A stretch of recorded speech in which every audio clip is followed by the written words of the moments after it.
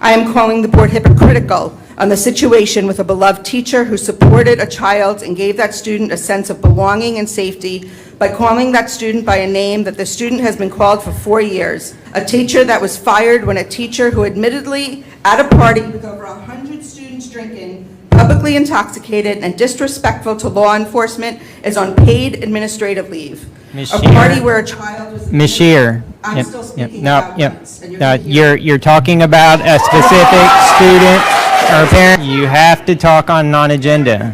Sadly, Satellite High School has a history of anti-trans and anti-LGBTQ plus behavior, and this must be remedied. Ms. Cousins, this is not on the agenda tonight. We have to recess this meeting. I sincerely hope that you keep those high standards and retain all the teachers who meet those that you can, because they do not grow on trees, and they need to be retained in Brevard County as long as they are willing to accept the ridiculous treatment that we put them through for treating students with respect and dignity.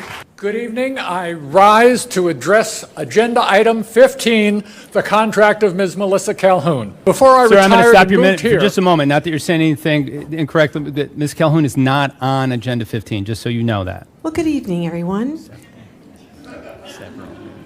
Pleasure. Well, now that everybody's calmed down, I'd like to speak about First Amendment rights. You're all in violation of our Constitution, of our country, and they are telling you that you are in violation. Paul, what agenda item did she sign up to speak on behalf of? I don't know why you would try to control teachers the way that you do. I can't imagine doing that. Megan, I remember you asking why a while ago, why these angered parents just don't reach out. Like, why don't they just reach out and sit down and talk to me? Why don't they just do that? When's the last time you sat down with a trans parent or student to try to understand them?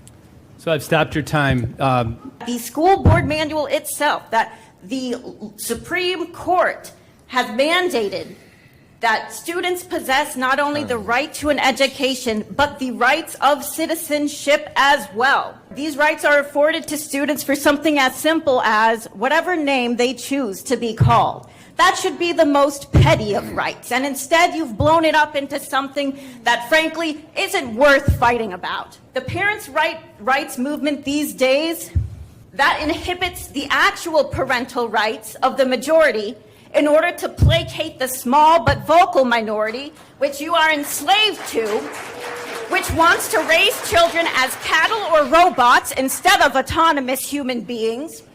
And with DeSantis' latest push to roll back labor rights for children, I am terribly concerned that instead of preparing the youth to be active participants in our society, we are setting them up to be exploited labor. And I can't even get eye contact from half of you right now. Think about it.